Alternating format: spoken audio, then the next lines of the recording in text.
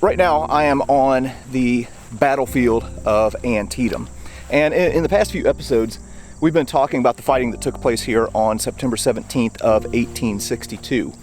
And in some of the prior episodes, we were north of here at places like the cornfield and the West Woods and around the Dunker Church. And what we see on September 17th is the fighting that starts in the north kind of just rolls its way to the south. And mid-morning, the fighting would have reached a fever pitch right here where I am standing right now, in a sunken road that would later become known as the Bloody Lane.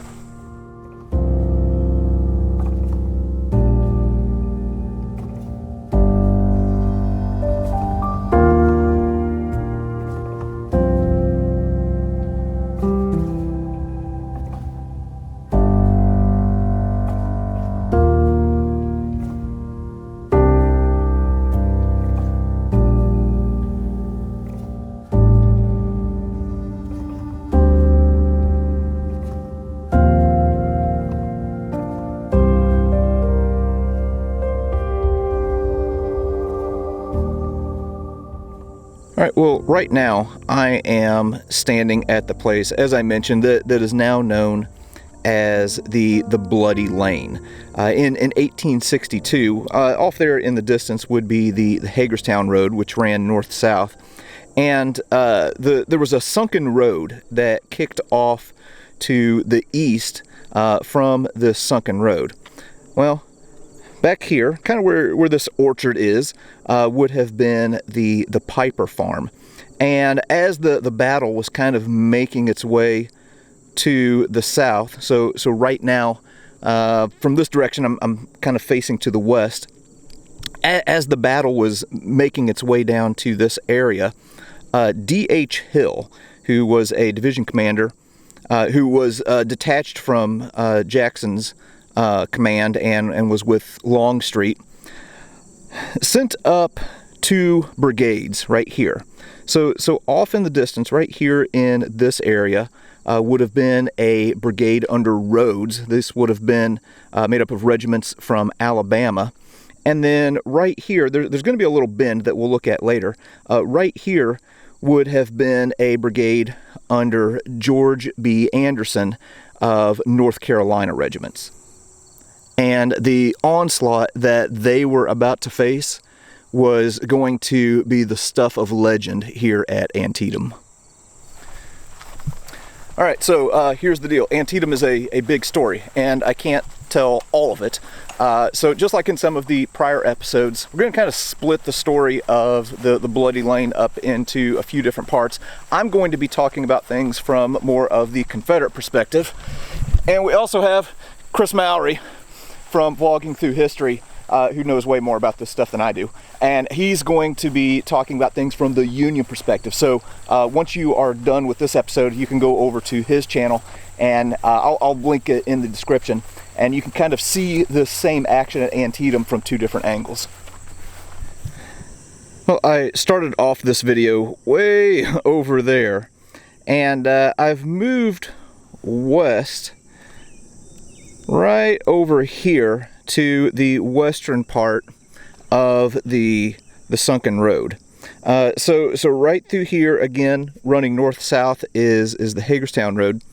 And all of the fighting on the morning of September 17th would have been here to the north, again, like in the cornfield and in the West Woods and in the East Woods. And the fighting was kind of rolling down this way. So under the divisional command of D.H. Hill, Robert Rhodes's brigade was deployed right along this sunken road. So you would have had like the 26th Alabama, and then the 12th Alabama, and then the 3rd and the 5th. And if we walk down here, well, you can kind of see how the Confederates are in kind of an advantageous position here.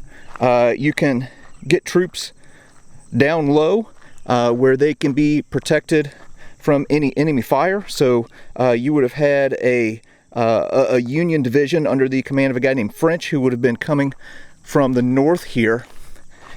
And kind of at the far right of Rhodes's brigade was the 6th Alabama Regiment under the command of a guy named John B. Gordon.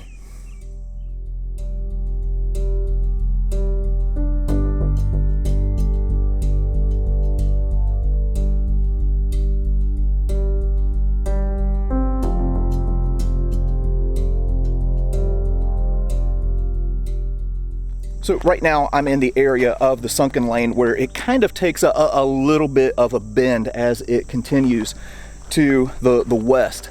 And right here, you can just imagine on the middle of the morning on September 17th, Confederates from the 6th Alabama occupying this line and laying here waiting for the Union to descend upon them.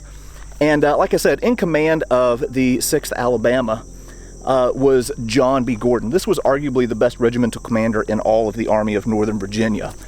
This is a guy who had started off being in charge of a company out of Georgia called the Raccoon Roughs, and they had marched and had joined up with an Alabama brigade early in the war. At the Battle of Seven Pines, just to kind of show you how tough this guy was, he had taken control of the brigade whenever Robert Rhodes was wounded, and had led this charge into withering Union gunfire that saw, I mean, there's just bullets flying all around him. One had hit the handle of his revolver, one had pierced his canteen, he had holes in his clothes. The horse got shot out from under him. And in that charge, every single one of his field commanders was killed, but he survived. And he would be right here commanding the 6th Alabama as the Union Army under the divisional command of French was coming in from the north. Now I want to show you kind of the perspective that the Confederates would have had here on this part of the sunken lane. Take a look at this. Look out ahead of us. Now again, we're facing north. Look at how far you can see from here. The answer is not very far at all. So again, as I've already mentioned, you would have had French's division coming in from the north. Leading them was a Union brigade under the command of a guy named Weber. They were brand new. Like, they had just mustered into service like in mid-August. And John B. Gordon said that whenever they topped this hill, the Confederates unleashed this volley of fire that just mows them down. And the way that Gordon describes it is actually kind of hard to watch. And what we end up kind of seeing here is a little bit of a stalemate for a while, where these two brigades are just unleashing a fury of fire on one another. Now, John B. Gordon had escaped being wounded at the Battle of Seven Pines, but all of that good luck was going to catch up to him right here at Antietam. I like to call John B. Gordon the Terminator of Antietam, because it is insane what happens to him here. So right here along this sunken road, he initially gets hit by a Union mini-ball in the lower part of his right leg. It's a flesh wound though. And then he gets hit again a little bit higher up on the right leg. So he's limping back and forth here, commanding his men in the 6th Alabama. And then he gets hit for a third time in the arm. And then he gets hit for a fourth time in the shoulder. And this guy here, he is just a bloody mess right now. And yet he is still going up and down the line, commanding his troops. Absolutely insane. Now, that wasn't going to last, because eventually he is going to take a mini ball right to the left cheek. It's going to exit through his jaw. Obviously, that's going to do some damage. He gets knocked out and he falls forward. And the story goes that he falls into a forage cap, and he's bleeding out into this thing and is at risk of, suffocating on his own blood. But there's another Union mini ball that punctures the hat and puts a hole in it, and it leaks out. So John B. Gordon is obviously going to be taken out of the fight here, but that dude lives. and is going to go on and command at Gettysburg and at several large battles throughout the rest of the Civil War, and is going to make it all the way to Appomattox Courthouse. Oh, look at what we have here. We have a Union soldier from Ohio right here on the crest of the hill from French's division. Either that or I just captured an Antietam ghost on film. So if you look at this marker right here, this is kind of where the center of Weber's brigade was. And as the battle is progressing, you got the Union who's coming in through here. And off to the right, there's going to be another Union division under the command of a guy named Israel Richardson, who is going to be coming into the sunken lane, or the sunken road, and they are going to be slamming into a brigade under George Anderson, who had a bunch of regiments of North Carolinians. All right, we've been here like a full hour now. Have you had any paranormal encounters yet? I have not. No, haven't seen and any I'm ghosts. watching for them too. Yeah, nothing. I got nothing. I've been looking. All right, well, we'll give it more time. Yeah. Dude, it's hotter than heck. Oh my gosh. I don't even know that the temperature's that high. It's the humidity. Yeah. Oh my goodness. It's like swimming. Yeah, it's nasty.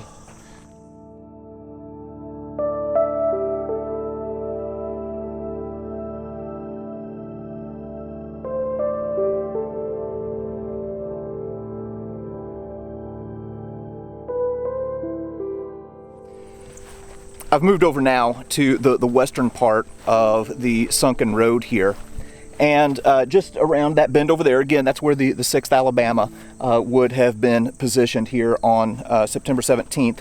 And hooking up directly to the right would have been the 2nd North Carolina Regiment. And then you would have had the 4th and the 14th and the 30th North Carolina. And these were all part of George Anderson's brigade. And one guy from the 14th North Carolina said that all along this line you had just this group of dirty, ragged looking Confederates, and that whenever Weber's brigade was coming on, they didn't even know that they were here, and they all rose up at once and shot. And he said instantly the air was filled with the sounds of the dying and the wounded, and it was just a horrible sight. But as the fight against Weber's men and against French's division was going on, there was another Union division commander by the name of Israel Richardson who was coming from this direction right here. So the North Carolinians were going to have to shift and take on this new threat kind of to their right. Now there's an observation tower up here where we can get a better view of this whole thing. So we're going to go ahead and climb up there and see what we can see.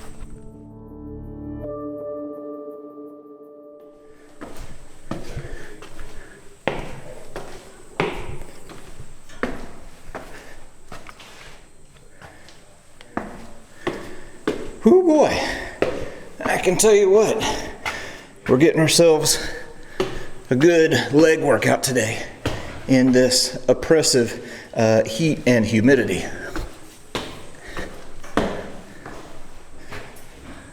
Okay, well, I just got up here. Legs are kind of on fire right now, but man, the view that you have from up here really kind of paints a picture of what happened here on mid-morning of the 17th. Oh boy, check out the view that you have of this part of the Antietam battlefield from the top of this tower. This gives you a whole new perspective on the battle. So we'll take a look at a few things here. So off in the distance, what we are looking at is the area that would have been the Piper Farm in 1862. So this is where D.H. Hill is going to be sending his brigades in.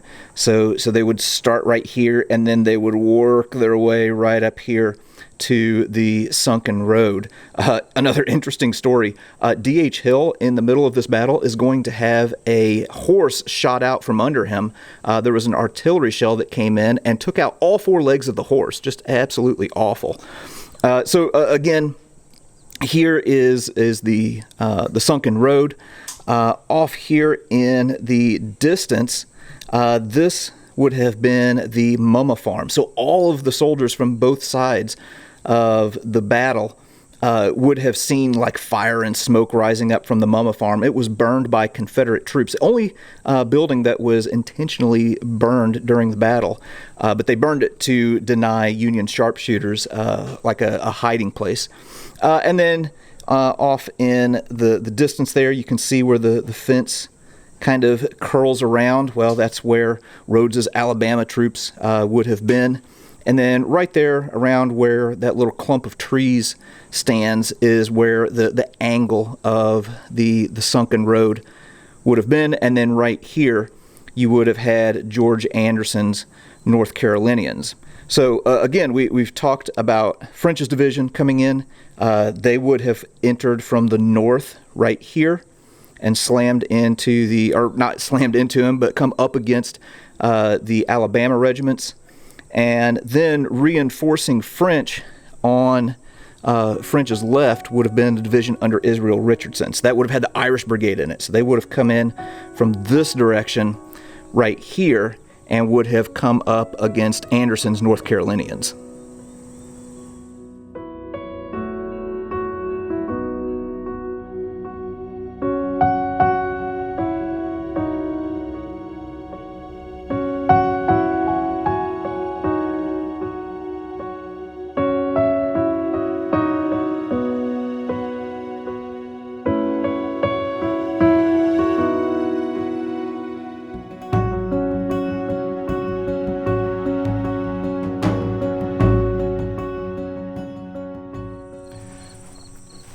So as Richardson's division is moving in on the sunken lane here, there's a little bit of confusion that takes place among the Confederate ranks. Somebody in one of the Alabama regiments accidentally called out an about face. These guys get up and they turn, and they were wanting to kind of like face Richardson's division as it was coming in. Well, down the line, there was confusion, and they thought that there was an order for a retreat. So the Alabama regiments under Rhodes start to fall back. At the same time, Richardson's division is coming in here on the North Carolina troops. They get kind of outflanked by Caldwell's brigade, and there's stories about how just down the line here, Caldwell's men are shooting down this way. So if they miss one guy, they'll hit another, and bullets are skipping down the line. Long story short, this whole Confederate line along the sunken lane here collapses, and the Confederates end up falling back to the Piper Farm, kind of in a rout before they can regroup.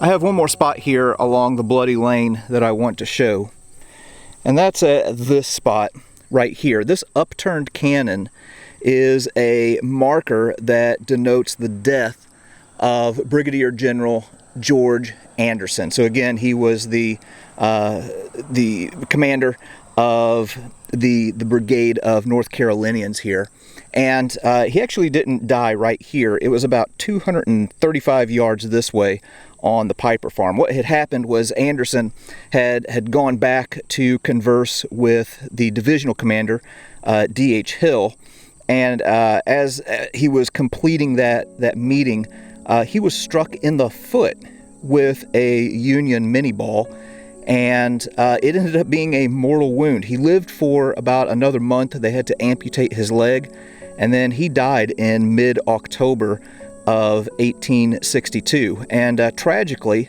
his son was born just 2 days after his death.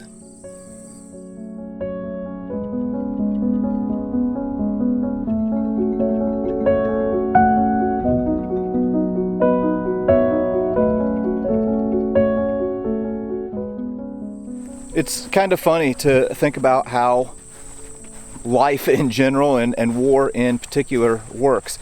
Here you have John B. Gordon right here along the sunken road that is just completely shot up on the 17th, gets hit in the face of all things, and he survives the war.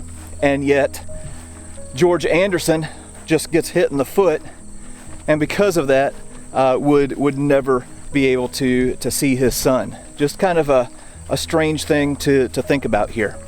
But anyway, that was a little bit here on the Bloody Lane at Antietam. So after watching this video, definitely recommend going to Vlogging Through History to kind of get the Union perspective. Also, the American Battlefield Trust has all kinds of great resources if you want to learn more about the Battle of Antietam. But as for now, we're heading off to the next place.